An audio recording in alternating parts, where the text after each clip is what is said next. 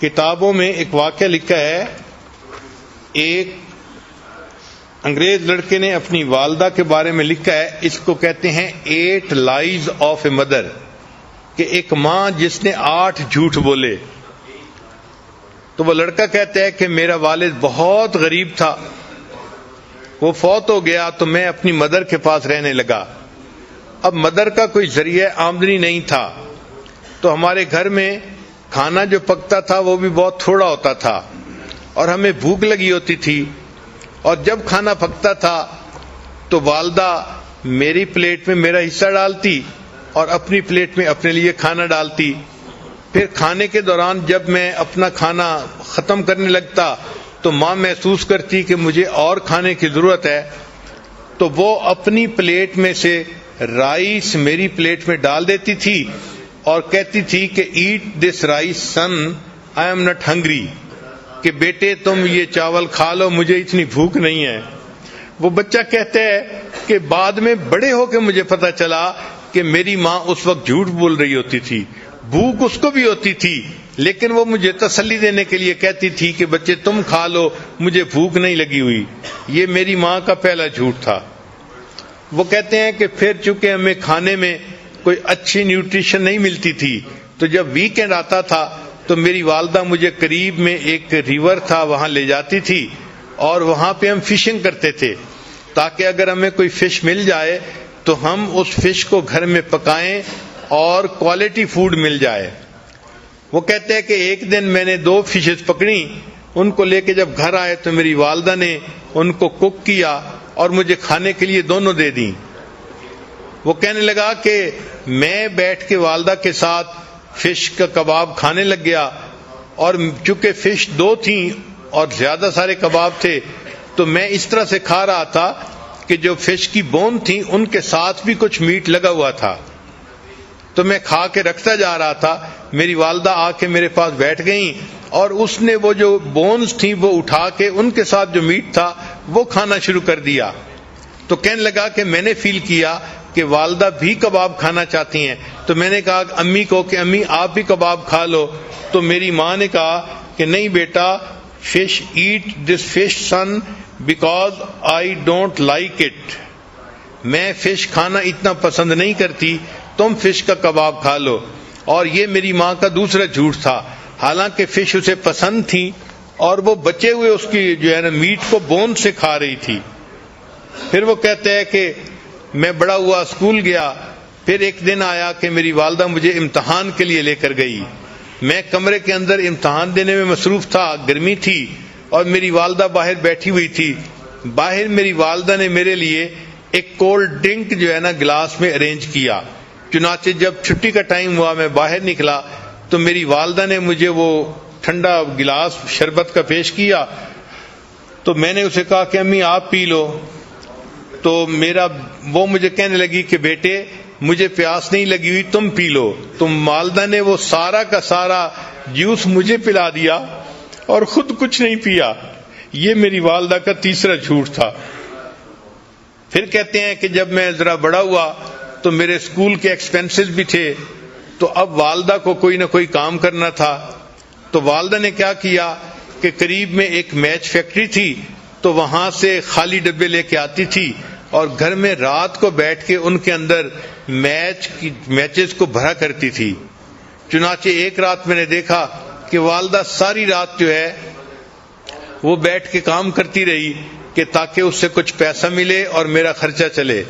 کہتے ہیں صبح کے وقت جب میری آنکھ کھلی تو میں نے دیکھا، تو میں نے امی سے کہا کہ امی آپ سو جائیں، تو ماں نے مجھے دیکھ کے کہا کہ go to sleep my dear son, I am not tired, کہ بیٹے تم سو جاؤ، میں ابھی تھکی ہوئی نہیں ہوں۔ یہ میری والدہ کا 5واں جھوٹ تھا۔ حالانکہ وہ تھکی ہوئی تھی، لیکن مجھے اس نے کہا کہ میں تھکی ہوئی نہیں ہوں، تم سو جاؤ۔ پھر وہ کہتا ہے کہ میں نے اسکول میں اچھی پرفارمنس دکھائی، اس کے اوپر مجھے اسکالرشپ مل گیا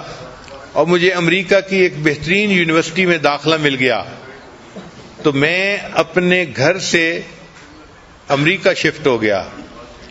وہ کہتے ہیں کہ جب میں پڑھنے کے لیے وہاں چلا گیا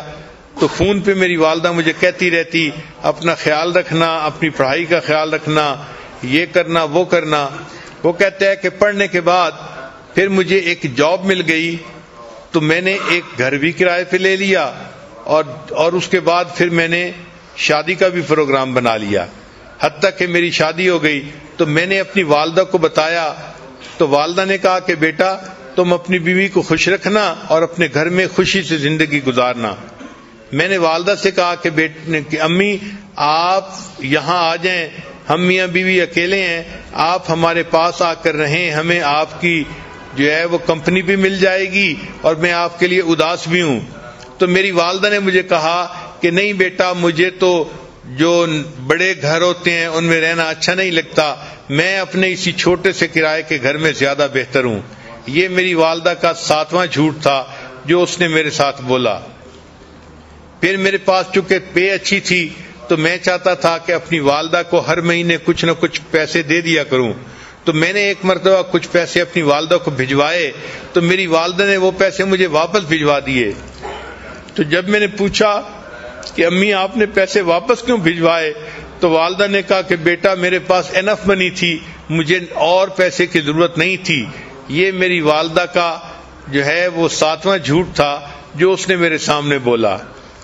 پھر کچھ ایسے دن گزرے کہ والدہ نے فون میں مجھ سے رابطہ نہیں کیا تو میں بھی پریشان تھا کہ 3-4 مہینے ہو گئے والدہ سے فون پہ کبھی تسلی سے بات نہیں ہوئی۔ کہنے لگے کہ پھر ایک دن ذرا میں نے جب زیادہ فون کیا تو مجھے پتہ چلا کہ میری والدہ بیمار ہیں اور ہاسپٹلائز ہیں۔ وہ کہتے جب مجھے یہ پتہ چلا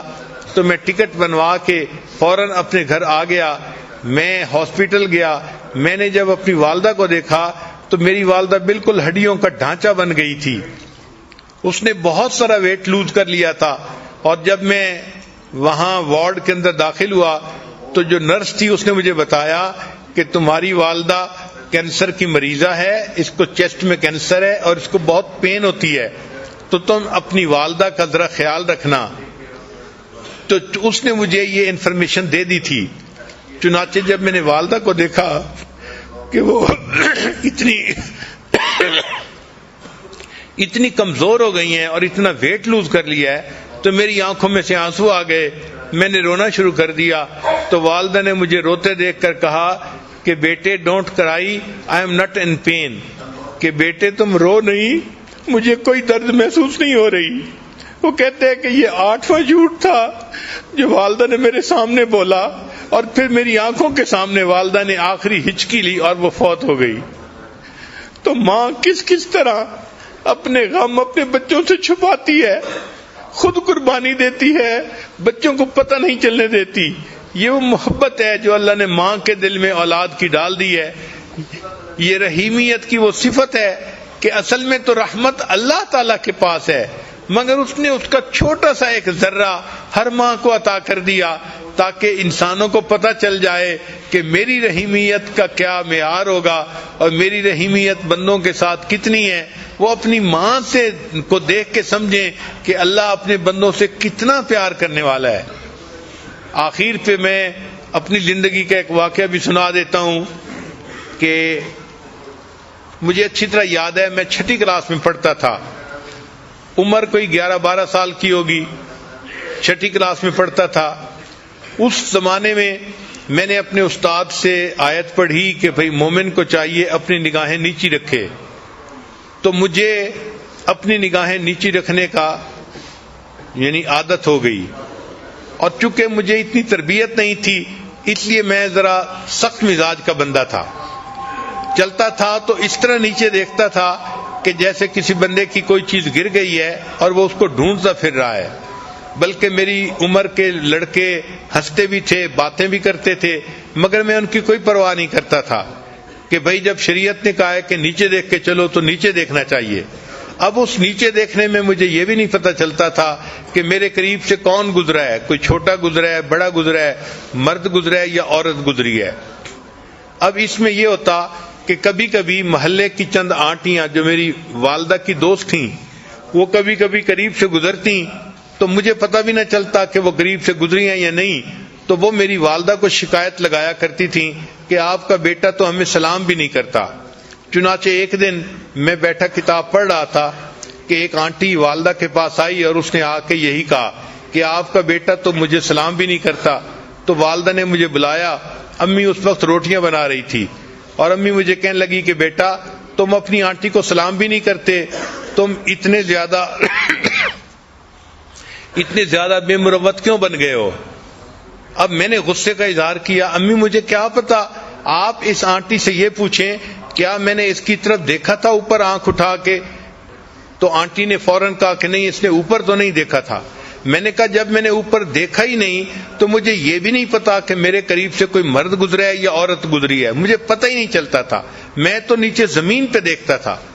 تو اس موقع پہ جب آنٹی نے کہہ دیا کہ اس نے اوپر تو نہیں دیکھا تھا تو مجھے غصہ آ گیا، اور غصے میں نے امی کو کہہ دیا، امی پتہ نہیں کہاں کہاں سے یہ آنٹیاں اٹھ کے آ جاتی ہیں، آپ کو شکایت لگاتی ہیں اور آپ مجھے ہی ڈانٹنا شروع کر دیتی ہیں۔ جب یہ بات کی تو چونکہ بچہ تھا، یہ بات کرتے ہوئے میری آنکھوں میں آنسو آ گئے کہ امی آپ مجھے ہی ڈانٹتی رہتی ہیں۔ اب والدہ نے دیکھ لیا کہ میری آنکھوں میں آنسو ہیں، اور میں غصے میں وہاں سے سیدھا اپنے کمرے میں آیا، اور کمرے میں بیڈ پڑا ہوا تھا اور بیڈ کے اوپر آ کے لیٹ گیا۔ اب آنٹی تو چلی گئی 2-3 منٹ میں، تو والدہ صاحبہ نے اپنے چولہے کی آگ کو ذرا کم کیا، اور والدہ پھر میرے پیچھے کمرے میں آئی کہ یہ کیا رہا ہے۔ اب جب وہ کمرے میں آئی تو مجھے اندازہ تو ہو گیا کہ امی آ رہی ہیں، تو میں لیٹا ہوا تھا آنکھیں بند کر کے، میں اسی طرح لیٹا رہا جیسے میں گہری نیند سویا ہوا ہوں۔ امی کمرے میں داخل ہوئی اور امی مجھے دعائیں دے رہی تھی، بیٹا اللہ تجھے نیک بنائے، اللہ تجھے بخت لگائے، یہ امی کے الفاظ تھے۔ اور امی کو اصل میں فکر یہ تھی کہ یہ رویا تھا اور اب کر کیا رہا ہے۔ تو میں سویا ہوا تھا، امی ریلیکس ہو گئی کہ چلو آگے سو گیا ہے، تو امی نے یہ دعائیں دی، میرا بیٹا اللہ تجھے بخت لگائے، اللہ تجھے نیک بنائے۔ پھر اس کے بعد امی پاؤں کی طرف آئیں اور انہوں نے بہت آہستگی کے ساتھ پاؤں کو بوسہ دیا۔ میں ہلا نہیں، لیکن وہ میری زندگی کا ایک عجیب سا لمحہ تھا کہ میں حیران تھا کہ اللہ غصہ بھی میں نے کیا ہے، غلطی بھی میری ہے، اور ماں کا دل دیکھو کہ وہ کام چھوڑ کے پیچھے دیکھنے کے لیے آئی ہے، دعائیں بھی دے رہی ہے، اور پھر دعائیں دینے کے بعد اپنے بیٹے کے پاؤں چوم رہی ہے۔ جب ماں چلی گئی تو میں نے اپنے دل میں اللہ سے دعائیں مانگنی شروع کی، اے اللہ قرآن میں تو میں نے استاد سے پڑھا تھا وَلَا تَقُلْ لَهُمَا اُفْ، ان کے سامنے اف بھی نہیں کرنا، اور میں نے تو اپنی امی کے سامنے تیوری چڑھائی اور غصے میں آ کے بات کی، اللہ تم میرے اس گناہ کو معاف کر دے۔ جب بھی میں نے یہ دعا کی فوراً دل میں یہ خیال آیا، اے میرے بندے اگر میں نے تمہیں معاف نہ کرنا ہوتا تو میں تمہیں اتنی محبت کرنے والی ماں نہ دیتا۔ تو اللہ نے اگر ایسی محبت کرنے والی ماں دی ہے تو اللہ تعالیٰ یقیناً ہمارے گناہوں کو معاف ہی کرنا چاہتے ہیں، اور ہمیں اپنی پسندیدہ جگہ جنت عطا فرمانا چاہتے ہیں۔ دعا ہے کہ اللہ تعالیٰ ہمیں اپنی ماں کی قدر کرنے کی توفیق عطا فرمائے، اور جن کی والدہ فوت ہو گئی ان کو چاہیے کہ اس کے لیے بخشش کی دعا کریں، اللہ کے ہاں بلندی درجات کی دعا کریں۔ وآخر دعوانا ان الحمد للہ رب العالمین۔